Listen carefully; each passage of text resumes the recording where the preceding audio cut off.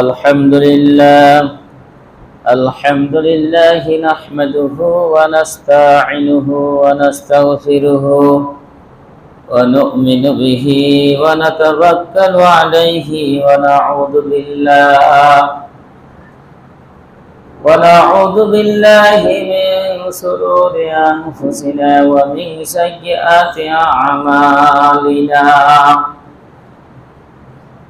من يهده الله فلا مضل له ومن يضلله فلا هادي له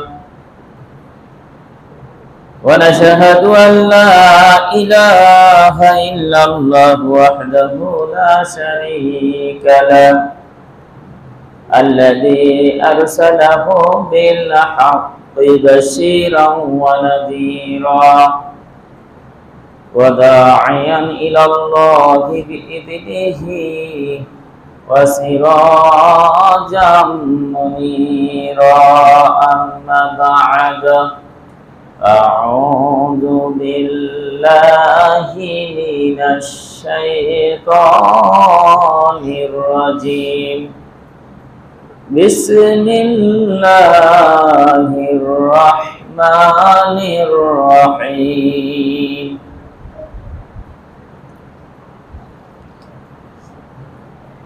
والعصر إن الإنسان لفي خسر إلا الذين آمنوا وعملوا الصالحات وتواصوا بالحق وتواصوا بالصبر.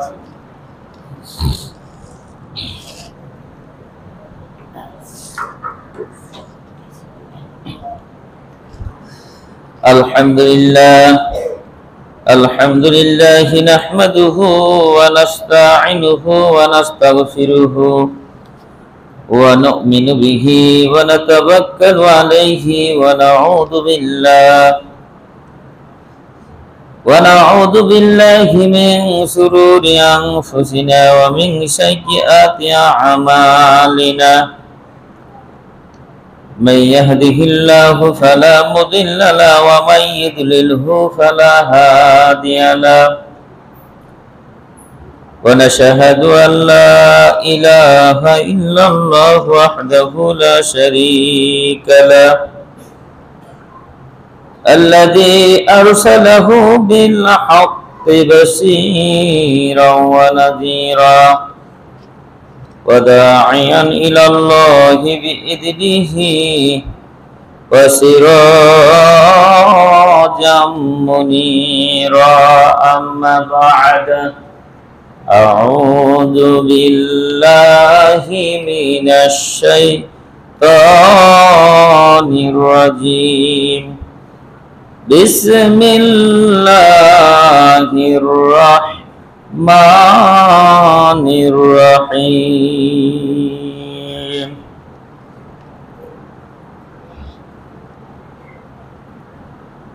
إن الذين آمنوا وعملوا الصالحات أولئك هم خير البرية جزاؤهم عند ربهم جنات عدن تجري من تحتها الأنهار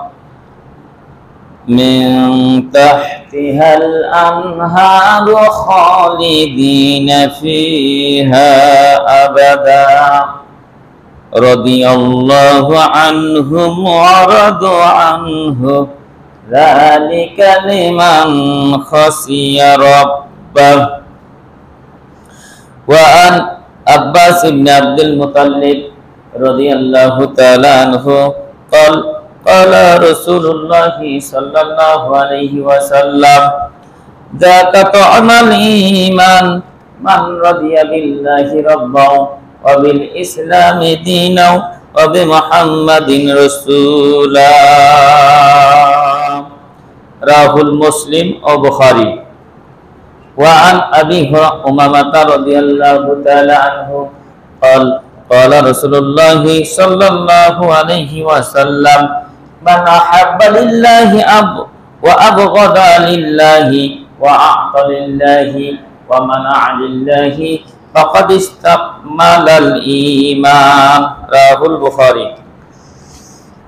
আমরা আলোচনার শুরুতে সে মহান রব্বুল আলামিনের দরবারে শুকরিয়া জ্ঞাপন করছি যে মহান রব্বুল আলামিন আমাদেরকে সালাতুল জুমার মসজিদে আসার তৌফিক দান করেছি। আমরা সকলেই বলি আলহামদুলিল্লাহ। দুরূদ ও তাসলিমা বর্ষিত হোক বিশ্ব নবীর প্রতি, সকলেই বলি সাল্লাল্লাহু আলাইহি ওয়াসাল্লাম। সম্মানিত উপস্থিতি, আমি আপনাদের সামনে বেশ কয়েকটি জুমা মুনাফিকদের সম্পর্কে আলোচনা করলাম। আজকে আলোচনা করব ঈমান নিয়ে। এই ঈমান যারা আনবে তারা মুমিন, মুমিনের কিছু বৈশিষ্ট্য, আর মুমিনদের জন্য আল্লাহ সুবহানাহু ওয়া তাআলা কি কি পুরস্কার রেখেছেন এই বিষয়ে কয়েকটি জুমা চলবে ইনশাআল্লাহ। তা আমরা গত জুমায় শুনছিলাম যে মুনাফিকদের অবস্থা কি, তাদের গুণাগুণ, তাদের দৃষ্টান্ত কোরআনুল কারিমে কোন জায়গায় কি কি দৃষ্টান্ত দিয়েছে আমরা শুনেছি। সবশেষে তিনি 68 নম্বর আয়াত সূরা তাওবা বলেছেন যে ওয়া'আদাল্লাহুল মুনাফিকিনা ওয়াল মুনাফিকাতু ওয়াল কুফারা নারা জাহান্নামা খালিদিনা ফিহা ওয়া লা'আনাহুম উলাইকা লাহুম আযাবুন মুকিম। ওখানে সবশেষ যিনি মুনাফিকদের সম্পর্কে আল্লাহ নিজে ওয়াদা করেছেন, যে তিনি বলেছেন যে মুনাফিক নর এবং নারী এবং যারা কাফের রয়েছে এদের জন্য আমি ওয়াদা করলাম যে এরা মরার পর এদের জন্য আমি জাহান্নামের আগুন তৈরি করে রাখলাম তাদের জন্য। কাদের? মুনাফিক যারা নর নারী এবং যারা কাফের। আর ইয়া হাসবুহু, আল্লাহ তাআলা বলেন এটা হচ্ছে তাদের জন্য যথেষ্ট, আর ওই জাহান্নামে তারা সব সময় থাকবে। এবং আল্লাহ ওই মুনাফিক নর নারী কাফেরদের প্রতি অভিসম্পদ দিয়েছেন, নালোক করেছেন, আর এটা স্থায়ী তাদের আযাব। তাহলে যেহেতু মুনাফিকদের বিষয়ে আমরা শুনলাম, যত কিছু আলোচনা শুনলাম, তাদের শেষ স্থান হচ্ছে জাহান্নাম, আর তাদের জন্য স্থায়ী আযাব আল্লাহ নির্দিষ্ট করে রেখেছে। তো আজকে যে বিষয়টা আলোচনা করব সেটা হচ্ছে ঈমান।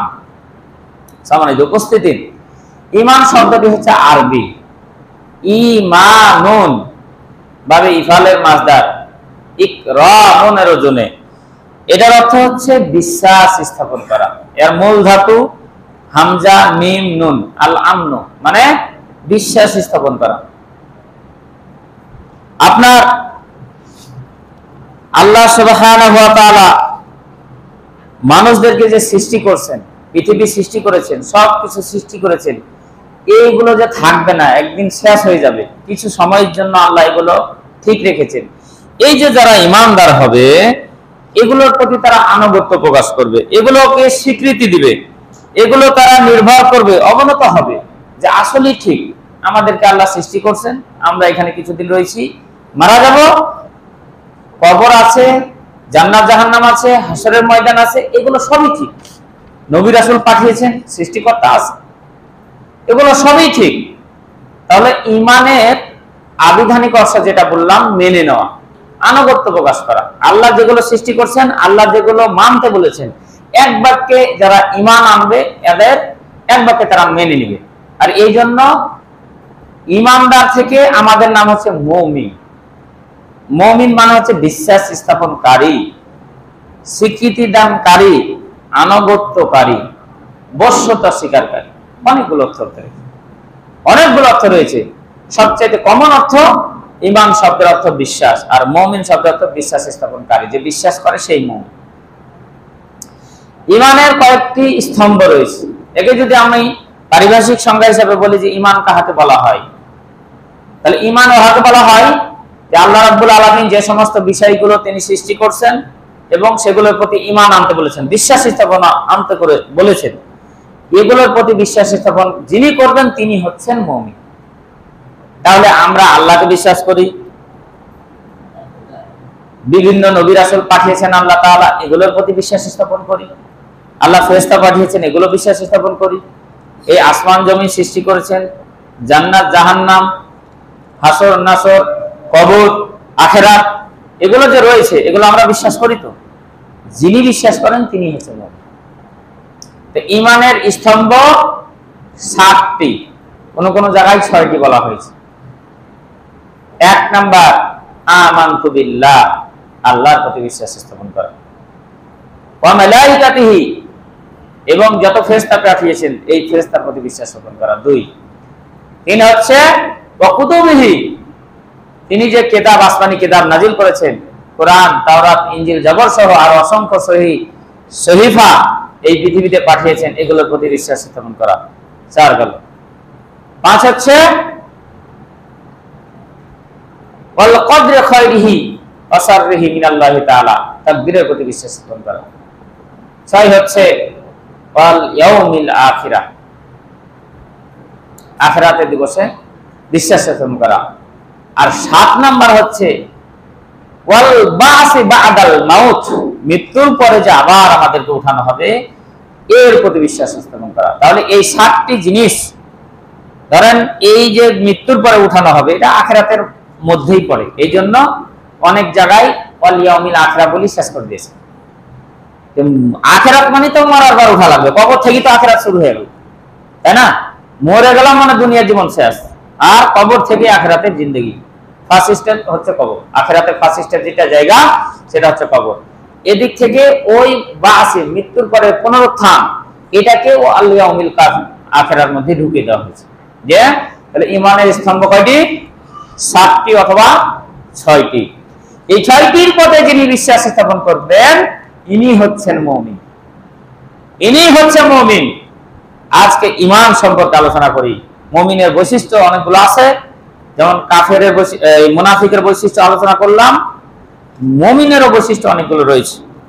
এই সম্পর্কে আমরা ইনশাআল্লাহ ধারাবাহিকভাবে আমাদের যতই সময় লাগুক আমরা ইনশাআল্লাহ শুনতে থাকব। একটা বিষয় যে কোনো আলোচনা আপনার ধারাবাহিকভাবে শুনলে একটা মজা পাওয়া যায় যে এই বিষয়টা কি বলানো হচ্ছে, আর না হলে আজকে নামাজ, ওই নামাজের মধ্যেই ওই আপনার যদি শুরু করলো নামাজ থেকে একেবারে আখিরাত, কাফেরাত, জান্নাত, জাহান্নাম এই সেই করতে লেগে তাও দেখা গেল যে 40 মিনিটের মধ্যে আরো 5 মিনিট আছে, এরকম হয় না?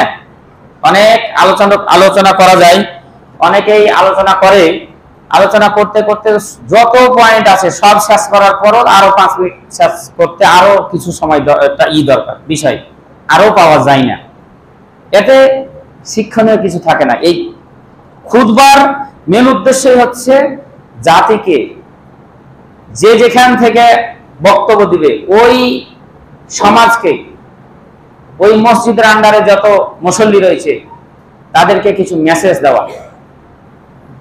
এই জন্যই খুতবার গুরুত্ব, যে আপনার আজান হবে জুমার নামাজের সময় শেষ, খুতবার জন্য যে আজান হবে ওখান থেকেই ফেরেশতা খাতা কলম নিয়ে চলে যায়, যে এখন খুতবা হবে, এখন আর কিছু করা যাবে না, এখন আর কিচ্ছু নাই, এখন খুতবা শুনতে হবে। বিশ্বনবী খুতবার প্রতি অত্যন্ত গুরুত্ব দিতেন এবং সাহাবীরা ওই খুতবার মাধ্যম থেকেই, খুতবাটা ছিল বিশ্বনবীর রাষ্ট্রের প্রধান জায়গা। এটাই হচ্ছে আপনার বঙ্গভবন, এটাই হচ্ছে রাষ্ট্রভবন, এটাই হচ্ছে যুদ্ধের জন্য প্রস্তুতি, অস্ত্র রাখা হতো এই মেম্বারের পিছনে মুসলমানদের। এই মসজিদটা হচ্ছে আসল মার্কাজ, আসল জায়গা, মেন স্তম্ভ। আমাদের যেমন হাইকোর্ট, সুপ্রিম কোর্ট আছে না, জায়গা জায়গা ভাগ করা আছে, যে হাইকোর্ট, সুপ্রিম কোর্ট, কোর্টের জায়গা হচ্ছে বিচারের জন্য নির্দিষ্ট, শিক্ষা ভবন শিক্ষার জন্য নির্দিষ্ট, আর অর্থ ভবন অর্থের জন্য ওখানে নির্দিষ্ট, রাষ্ট্র ভবন রাষ্ট্রপতির জন্য নির্দিষ্ট, প্রধানমন্ত্রী ভবন প্রধানমন্ত্রীর জন্য নির্দিষ্ট, সংসদ ভবন ওখানে এমপি মন্ত্রীর জন্য নির্দিষ্ট। এই যে বিভিন্ন জায়গায় বিভিন্ন একটা বিল্ডিং নির্দিষ্ট করে রাখা হয়েছে। আর মুসলমানদের সব বিল্ডিং হবে এই মসজিদের ইমাম, মেম্বার। এই মেম্বার থেকে সবকিছু ঘোষণা আসবে, মেম্বার থেকে নামাজ পড়ার ঘোষণা আসবে, মেম্বার থেকে যুদ্ধ করার ঘোষণা আসবে, মেম্বার থেকে আপনার সব যাবতীয় কর্ম পদ্ধতির নির্দেশনা আসত মেম্বার থেকে। ওই নববীতে, মসজিদে নববী থেকে সবকিছু ঘোষণা আসত, মক্কা বিজয়ের পর বাইতুল্লাহ থেকে আসত। প্রত্যেক জায়গায় মুসলমান যিনি গভর্নর তিনি মসজিদের খতিব, যিনি রাষ্ট্রপ্রধান তিনি মসজিদের ইমাম, যিনি সমাজ প্রধান তিনি মসজিদের ইমাম, নামাজের ইমাম। আর আজকে দেখা গেল যে আমাদের দেশে টোটালটাই উল্টা, যে মসজিদের ইমাম যিনি, তিনি জিন্দগিতে মেম্বার হতে পারবে না, উনি জিন্দগিতে চেয়ারম্যান হতে পারবে না, জিন্দগিতে এমপি মন্ত্রী হতে পারবে না, যদি হতে যায় সমস্যা আছে। মানে এতটাই চেঞ্জ হয়ে গেছে আমাদের সমাজ, অথচ আমরা সবাই নিজেকে মুসলমান দাবি করি। প্রিয় হাজিরিন, তাহলে আমি আপনাদের সামনে যে আলোচনাটা, ইমাম, আল্লাহ রাব্বুল আলামিন মেলা দাঁড়াই অনেক কথা বলছেন। তো যে হাদিসটা বললাম যে হযরত আব্বাস ইবনে আব্দুল মুতাল্লিব তিনি বর্ণনা করছেন যে রাসূল সাল্লাল্লাহু আলাইহি ওয়াসাল্লাম বলেছেন যে যাকাত আমাল ঈমান, ঈমানের স্বাদ তো সে গ্রহণ করেছে। ঈমানের যে একটা স্বাদ, তরকারি আমরা টেস্ট করি না, তরকারি যখন রান্না করি তখন এক আঙ্গুল একটা ডুবায় একটু ঝোল সুরওয়ালিয়া জিভাতে দিয়ে রাখি যে নুন ঝাল ঠিক হলো কিনা, গোস্ত এখানটা খাইয়ে দেখি যে গোস্ত সিজেছে কিনা। এটা কি যে যদি চাখা দেখেন তাহলে বোঝা যাবে যে টোটাল তরকারিটা হয়েছে কিনা। ভাত হওয়ার আগে ভাত একটা নিয়ে টিপে দেখেন যে ভাত, গোটা হাঁড়ির ভাত হয়েছে কি হয়নি। এই তো তা আল্লাহ রাব্বুল আলামিন বলছেন যে ঈমানের যেটা স্বাদ, ঈমানের যেটা টেস্ট, এটা কিভাবে বুঝবো যে আমার মধ্যে ঈমান আছে কিনা? বিশ্বনবী সুন্দরভাবে বুঝিয়ে দিয়েছেন, বলে দিয়েছেন যে ঈমানের টেস্ট তোমরা কিভাবে করবে, ঈমান আছে কি নাই, তোমার মধ্যে ঈমান আছে কি নাই, এটা তুমি টেস্ট কিভাবে করবা। বিশ্বনবী বলছেন যে যাকাত আমাল ঈমান, ঈমানের টেস্ট স্বাদ গ্রহণ করলো সেই যার মধ্যে তিনটি গুণ থাকবে। মান রাদিয়া বিল্লাহি রাব্বাও ওয়া বিল ইসলামি দীনাও ওয়া বি মুহাম্মাদিন রাসূলান সাল্লাল্লাহু আলাইহি ওয়াসাল্লাম। তিনটা, যে নিজের রবকে রব হিসাবে মেনে নেবে, অর্থাৎ আল্লাহকে যে রব হিসাবে মেনে নেবে, এবং ইসলামকে দ্বীন ইসলাম হিসাবে নিজের ধর্ম হিসাবে মেনে নেবে, এবং বিশ্ব নবীকে নিজের নবী হিসাবে মেনে নেবে। আল্লাহর নবী বলছেন সেই হচ্ছে ঈমানের স্বাদ গ্রহণ করেছে। কয়টা কাজ? তিনটা। আল্লাহকে রব হিসাবে মেনে নিতে হবে, এখানে আর কাউকে অভিভাবক হিসাবে মেনে নেওয়া যাবে না। দুই নাম্বার হচ্ছে আপনার ইসলামকে দ্বীন হিসাবে মানতে হবে। ইসলাম বাদ দিয়ে অন্য কিছু, অন্য কোনো ধর্ম মানাই যাবে না। তিন, বিশ্ব নবীকে নবী ছাড়া অন্য কাউকে নেতা রাসূল হিসাবে মেনে নেওয়া যাবে না। যদি এই তিনটা জিনিস মানতে পারেন, যে মানতে পারবে, বিশ্ব নবী বলছেন সেই আসলে ঈমানের স্বাদ গ্রহণ করেছে, তার মধ্যে ঈমান আছে। এখন আপনি আমি নিজের দিকে যদি আমরা ঘুরাই, নিজের দিকে যদি আমরা ই করি, আমরা কিন্তু মোটামুটি আল্লাহকে মানি সবাই। যারা আল্লাহকে মানে না এরা নাস্তিক। আল্লাহকে যারা মানে না এরা হচ্ছে নাস্তিক। অসংখ্য নাস্তিক বাংলার জমিনে আছে, অসংখ্য নাস্তিক ছিল, যেমন তসলিমা নাসরিন আল্লাহকে মানত না, দ্বীন ইসলাম কোরআনকে মানত না, তাকে বিতাড়িত করে এখন ইন্ডিয়াতে এসে বসবাস করতেছে। তারপর হচ্ছে এর আগে অনেক কবি শামসুর রহমান থেকে শুরু করে আহমদ শরীফ, মঈনুদ্দিন বাদল এমপি চট্টগ্রামের, এরা কিন্তু নাস্তিক ছিল, এরা আল্লাহকে মানত না। তাহলে আমরা যারা মানি, এক বাক্যে ঈমানে যদি স্বাদ গ্রহণ করতে চাই, তাহলে এই এক নম্বর মানতে হবে। দুই নাম্বার হচ্ছে দ্বীন ইসলাম, এটা আমার প্রথম ধর্ম হতে হবে, প্রধান ধর্ম। এটা বাদ দিয়ে আমি অন্য কিছু মানতে পারবো না। এই যে দ্বীন ইসলামে মসজিদে যেভাবে নামাজ পড়তে বলা হয়েছে, আপনাকে সেভাবে মানতে হবে। যেভাবে খুতবা দেওয়ার কথা বলা হয়েছে, আপনাকে সেভাবে দিতে হবে। আপনাকে যেভাবে পরিবার চলার কথা বলা হয়েছে, আপনার সমাজ চলার কথা বলা হয়েছে, আপনার রাস্তাতে চলার কথা বলা হয়েছে, পেশাব পায়খানা থেকে শুরু করে ঘুম, যেভাবে আপনাকে ইসলামের নির্দেশনা দেওয়া হয়েছে, এই ইসলামের নিয়মটা যদি মেনে নিতে পারেন, আমি যদি মেনে নিতে পারি, তাহলে বিশ্বনবী বলছেন ওর মধ্যে ঈমানের স্বাদ আছে, ওর মধ্যে ঈমানের গুণাগুণটা আছে, ঈমানের বৈশিষ্ট্য তার মধ্যে আছে। তিন নাম্বার হচ্ছে বিশ্বনবীকে নেতা হিসেবে মেনে নিতে হবে। নেতা কোন জায়গায়? নেতা হচ্ছে সর্বক্ষেত্রে মানতে হবে। আমার নেতা, তোমার নেতা বিশ্বনবী মুস্তাফা। এই স্লোগান মসজিদের মধ্যে, এই স্লোগান রাস্তাতে, এই স্লোগান বাড়িতে, এই স্লোগান বঙ্গভবনে, এই স্লোগান সংসদে, এই স্লোগান চেয়ারম্যানে, এই স্লোগান মেম্বারে, সব জায়গায় থাকতে হবে আমার নেতা তোমার নেতা বিশ্বনবী মুস্তাফা। এখন দেখা গেল আমাদের সমাজে রব মানতে পারছি, অনেকে আল্লাহকে বিশ্বাস করি, দ্বীন ইসলামও নিজের বিশ্বাস করি, কিন্তু নেতা মানার ক্ষেত্রে আমরা বিশ্বনবীকে বাদ দেয়া অন্যকে মানছি। বিশ্বনবীকে বাদ দেয়া অন্যকে মানতেছি। তখন আপনি আমি আর ইমানের স্বাদ, ইমানের গুণের মধ্যে আর থাকলাম না। কারণ তিনটা সমন্বয় মিলে ইমান, তিনটার সমন্বয় মিলে ইমান।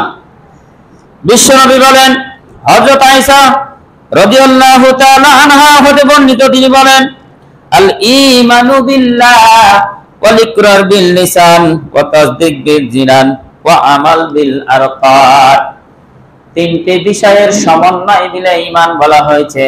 এক নাম্বার হচ্ছে আপনাকে অন্তর দিয়ে বিশ্বাস স্থাপন করতে হবে যে আমি এর প্রতি ঈমান আনলাম, আল্লাহ আছে, আল্লাহর প্রতি বিশ্বাস স্থাপন করা লাগবে।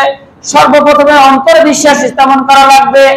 দুই নাম্বার কলবে ওয়া তাসদীক বিল কলব ওয়া তাসদীক বিল জিনান, সেটাকে সত্যে পরিণত করতে হবে, সত্য বলে জানতে হবে। তিন নাম্বার হচ্ছে ওয়া আমল বিল আরকান, সেটা শুধু মুখে বলে হবে না, অন্তরে বিশ্বাস স্থাপন করা হবে না, ওটাকে কাজে কর্মে বাস্তবায়ন করতে হবে, কাজে কর্মে বাস্তবায়ন করতে হবে।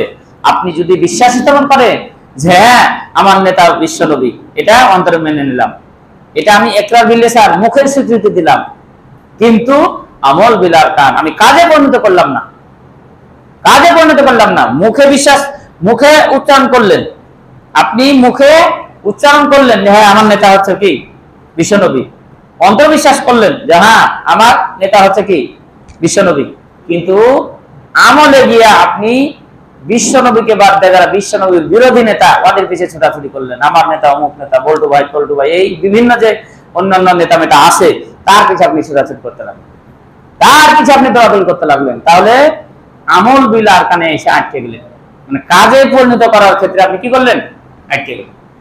তাহলে আপনার মধ্যে আর ইমানের কোনো গুণ বৈশিষ্ট্য সব কিছু থাকবে না।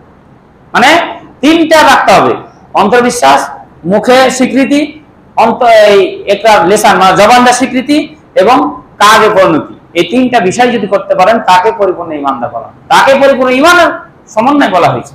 প্রিয় হাজিরিন, আল্লাহ রাব্বুল আলামিন ঈমান সম্পর্কে অসংখ্য আয়াত, অসংখ্য জায়গায় বলে দিয়েছেন। আল্লাহ পাক সূরা বাকারা 285 নম্বর আয়াতে বলেন, আমানার রাসূলু বিমা উনজিলা ইলাইহি মির রাব্বিহি ওয়াল মুমিনুন কুল্লুন আমানা বিল্লাহি ওয়া মালাইকাতিহি ওয়া কুতুবিহি ওয়া রুসুলিহি লা নুফাররিকু বাইনা আহাদিম মির রাসূলিহি ওয়া ক্বালু সামি'না ওয়া আতা'না গুফরানাকা রাব্বানা ওয়া ইলাইকাল মাসির। আল্লাহ রাব্বুল আলামিন বলেন, যারা ঈমান আনবে, যারা নিজেকে ঈমানদার হিসাবে দাবি করে, তারা বলবে আমরা রাসূলের প্রতি ঈমান এনেছি, রাসূলের উপর যে সমস্ত কিতাবগুলো নাজিল হয়েছে, বিশ্বনবী ছাড়াও বিশ্বনবীর আগে হযরত আদম আলাইহিস সালাম থেকে শুরু করে ঈসা রূহুল্লাহ পর্যন্ত যত বড় বড় নবী রাসূল এসেছে, সমস্ত নবীর উপর যে কিতাব নাজিল হয়েছে, ঈমানদার যারা হবে তারা বলবে এই রাসূল সহ অন্য নবী রাসূলের প্রতি আমরা ঈমান আনলাম, লা নুফাররিকু বাইনা আহাদিম মির রাসূলি, এই নবী রাসূলদের প্রতি ঈমান আনার ব্যাপারে আমরা কোনো মতপার্থক্য করি না। আমার জমিনে ঈসা নবী এসেছিলেন, এই জমিনে মুসা নবী এসেছিলেন, এই জমিনে ইব্রাহিম নবী এসেছিলেন, এই জমিনে আদম আলাইহিস সালাম থেকে শুরু করে অসংখ্য নবী এসেছিলেন, এই নবীদের উপর আমরা কখনো মতপার্থক্য করি না। কিন্তু বাংলার জমিনে সহ বিশ্বের জমিনে বর্তমানে ইহুদি যারা রয়েছে, খ্রিস্টান যারা রয়েছে, তারা এখনো বিশ্ব নবীকে নবী হিসাবে মানতে পারেন নাই। এই জমিনে যারা এখন ইহুদি নিজেকে দাবি করে, এরা আসলে মুসা নবীর উম্মত। বিশ্ব নবী বলেছেন আমি এসেছি, অথচ কেউ যদি নিজেকে মুসা নবীর উম্মত দাবি করে, ওই উম্মতদেরকে সতর্ক করে বলেন, ও উম্মতেরা তোমরা শোনো, তোমাদের নবী তোমাদের রাসূল হযরত মুসা যদি এখন আমার পরে আসে এই দুনিয়ায়, আর ওই মুসা নবী যদি আমাকে নবী হিসাবে না মানে, আমাকে যদি নেতা রাসূল হিসাবে না মানে, সেও যদি আমাকে নেতা নবী না মেনে এই দুনিয়া থেকে মারা যায়, তো তোমরা তো দূরের কথা, তোমাদের নবী হযরত মুসাও জাহান্নামে চলে যাবে। সুতরাং আমি নবী এসেছি, আমার পরে যা ছিল, আমার পূর্বে যা ছিল সব এখন বরবাদ হয়ে গেছে। আমি যেটা হুকুম জারি করেছি এটাই হচ্ছে এখন আসল হুকুম, কিয়ামত পর্যন্ত এই হুকুম জারি থাকবে। এই ঈমানদার যারা হবে তারা ইলার প্রতি স্বীকৃতি দান করবে যে ওই ঈসা নবীর উপর যে কিতাব নাজিল হয়েছিল, ওই ঈসার উম্মত এখন বর্তমানে খ্রিস্টান যারা, এরাও এখন বর্তমানে যদি ওই খ্রিস্টান ঈসাকে বর্জন না করে যদি বিশ্ব নবীর প্রতি ঈমান না আনে, তারাও কিন্তু জাহান্নামে যাবে।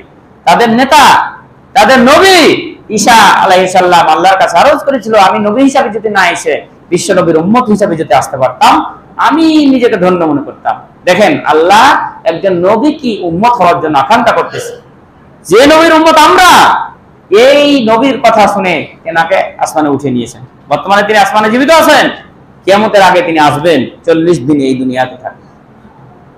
প্রিয় হাজিরিন, তারপর স্বাভাবিক মৃত্যুবরণ করে বিশ্ব নবীর উম্মত হয়ে তিনি এই দুনিয়া থেকে যাবেন। তার আশা আকাঙ্ক্ষা আল্লাহ কবুল করেছেন। প্রিয় হাজিরিন, ওই নবীর উম্মত হয়ে আমরা সেই নবীকে মানতে পারছি না, এইটা আমাদের জন্য দুর্ভাগ্য, আমাদের জন্য কপাল পোড়া।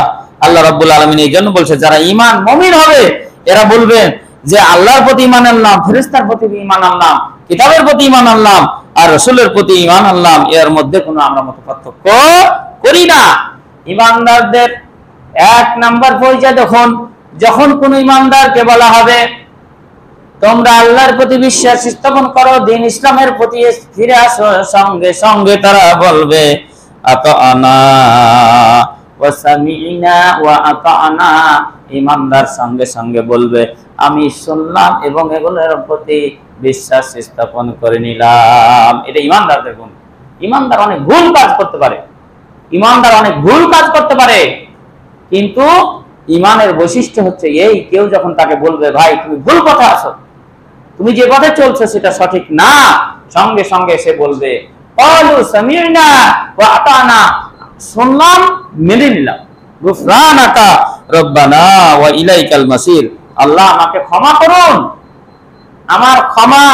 আমাকে আমার পাপ সমূহ ক্ষমা করুন, ওয়া ইলাইনাল মাসির, আপনার কাছেই যেহেতু আমাদেরকে যেতে হবে। প্রিয় হাজিরিন, যারা ঈমান এনেছে এদেরকে আল্লাহ কি দিয়েছেন? পথ নির্দেশনা দিয়েছে। আপনারা সূরা বাকারা পড়ছেন, প্রথম যে 2, 3, 5 নম্বরে ওখানে 5টি গুণ, যারা ঈমানদার তারা 5টি গুণের অধিকারী হবে। ওখানে মুত্তাকিদের কথা বলা হয়েছে যে হুদাল লিল মুত্তাকিন, তারপরে 5টি গুণের কথা বলা হয়েছে। আল্লাহ রাব্বুল আলামিন বলেন যালিকাল কিতাবু লা রাইবা ফীহি হুদাল লিল মুত্তাকিন, এটা এমন একটা কিতাব, এই কোরআন এমন একটা কিতাব যে কিতাবের মধ্যে কোনো ভুল ভ্রান্তি নাই। ঈমানদার যারা, মুত্তাকি যারা, এই মুত্তাকিদের জন্য এই কোরআন একটা হেদায়েতের নির্দেশিকা। এই কোরআন থেকে কিন্তু মুত্তাকি যারা, এদেরকে হেদায়েত দান করবে, কোরআন মুত্তাকিদেরকে দান করবে। কিছু বৈশিষ্ট্য বলেছেন, তারপরে আয়াতে বলছে আল্লাযীনা ইউমিনুনা বিল গায়বি, তারা কারা? যারা ঈমান আনবে গায়বের প্রতি, তারা ঈমান আনবে, বিশ্বাস স্থাপন করবে গায়বের প্রতি, অদৃশ্য বিষয়ের প্রতি, কবরের আযাব, জান্নাত, জাহান্নাম, এই যে বাতাস, অক্সিজেন, এগুলো কিন্তু দেখা যায় না, আল্লাহ, ফেরেশতা, এগুলো না দেখার বিষয়। তারপরও যারা ঈমানদার তারা এগুলোর প্রতি কি করবে? বিশ্বাস স্থাপন করবে। প্রিয় হাজিরিন, তারপরে আল্লাহ সুবহানাহু ওয়া তাআলা বলছেন যে ঈমান কতটা কঠিন। ঈমানের ব্যাপারে নিজের বাপ, ভাই, আত্মীয়-স্বজন কাউকে আনা যাবে না, ঈমান আগে। কেউ যদি, আপনি নামাজ পড়তে আসছেন, মনে করেন আপনার পিতা বলছে নামাজ পড়ার দরকার নাই, আপনার ওই মুহূর্তে আপনার পিতার কথা শোনা যাবে না। আপনি নামাজ পড়তে আসছেন, দ্বীনের পথে চলার চেষ্টা করছেন, আপনাকে বাধা দেওয়ার চেষ্টা করছে আপনার স্ত্রী, আপনার সন্তান, আপনার ভাই, আপনার আত্মীয়-স্বজন, এক্ষেত্রে তাদেরকে ছুঁয়ে ফেলে দিতে হবে, ও ক্ষেত্রে আর শোনা যাবে না। ঈমানের ক্ষেত্রে যেই পিতামাতার কথা বলা হয়েছে, যেই পিতামাতা হচ্ছে আপনার হুমা জান্নাতুকা ওয়া নারুকা, পিতামাতা আপনার জান্নাত, আপনার জাহান্নাম, তাদের সঙ্গে ভালো ব্যবহার করলে আপনি জান্নাতি, তাদের সঙ্গে খারাপ ব্যবহার করলে আপনি জাহান্নামী। অথচ আল্লাহ বলছে ঈমান টিকার ক্ষেত্রে ওই পিতামাতা যদি আপনাকে বাধা দেয়, ও ক্ষেত্রে ঈমান বাঁচিয়ে রাখতে হবে, পিতামাতার কথা শোনা যাবে না। তাহলে এটা কত গুরুত্বপূর্ণ বিষয়, বুঝতে পারছেন?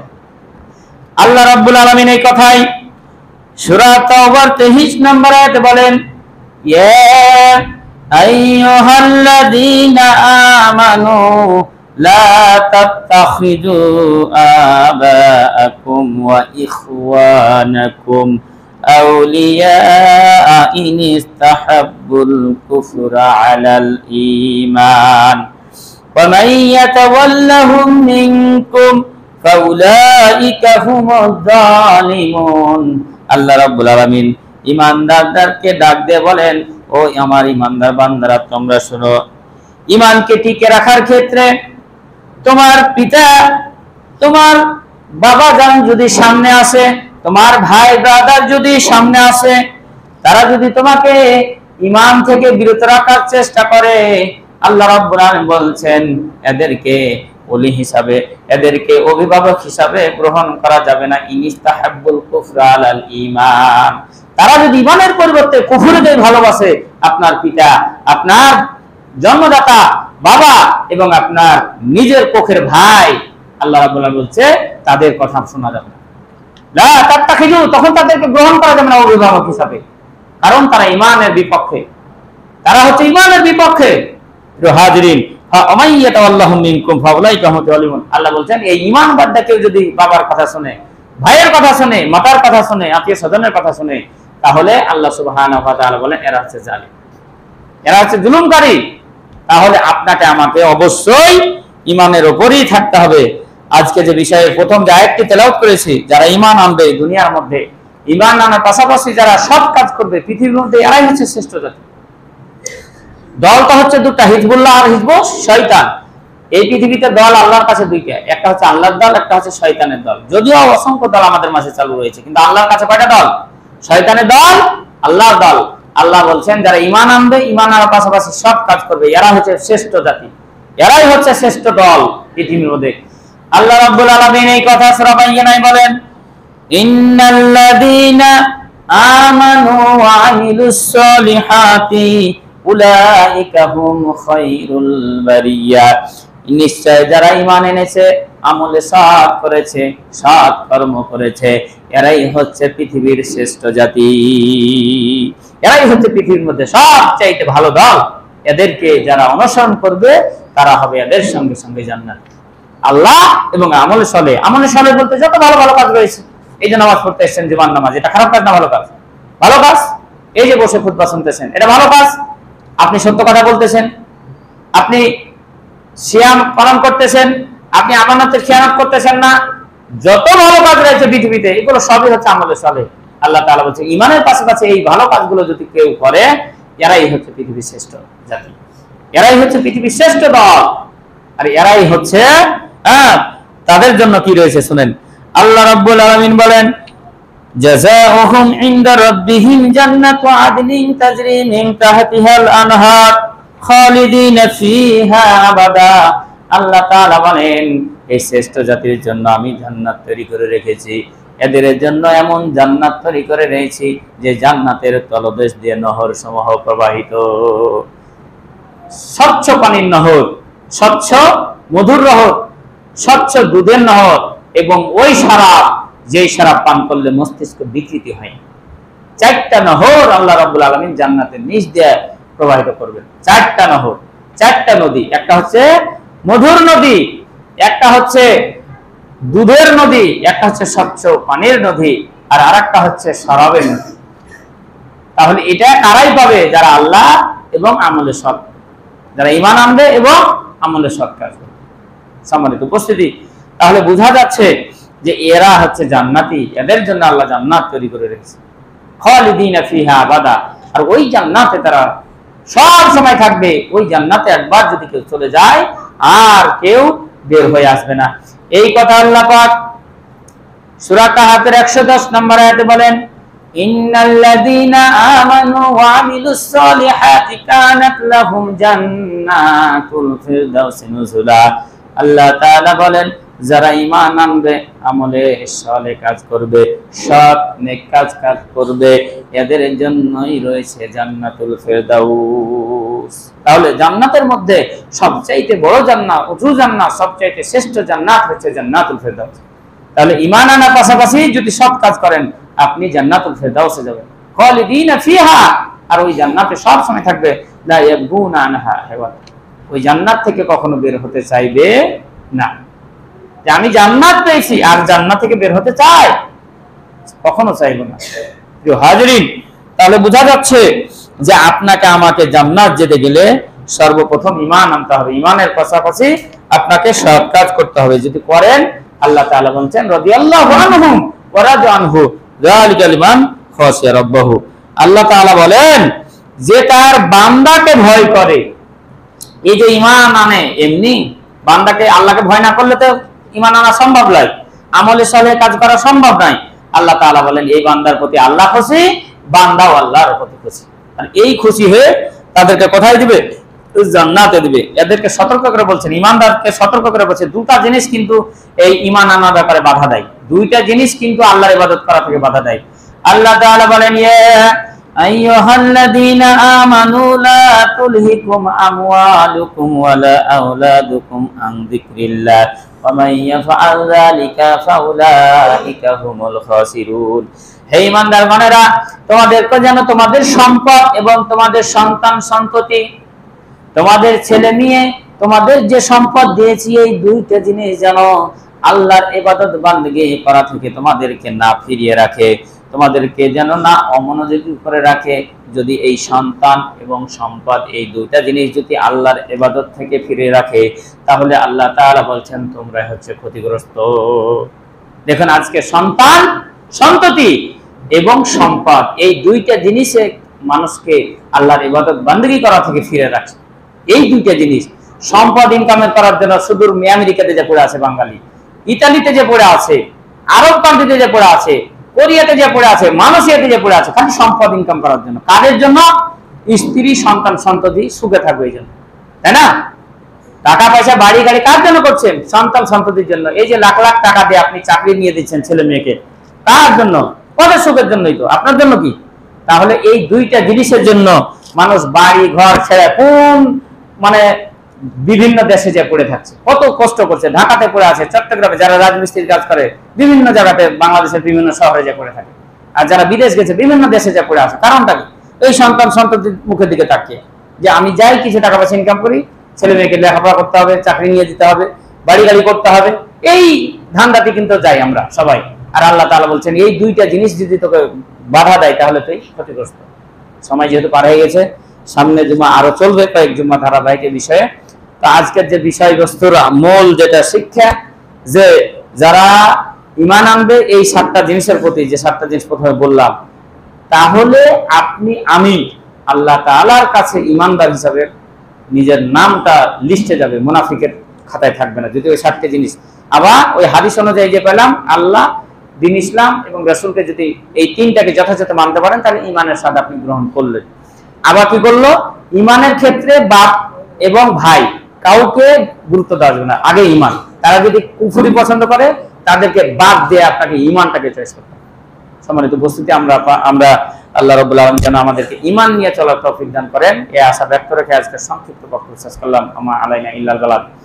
আপনারা জানেন এই যে ডাবলু ভাইয়ের আম্মা কদিন আগে যে মারা গেছে, তো হাদিয়া নিয়ে আসা হয়েছে, তাই না, মসজিদে?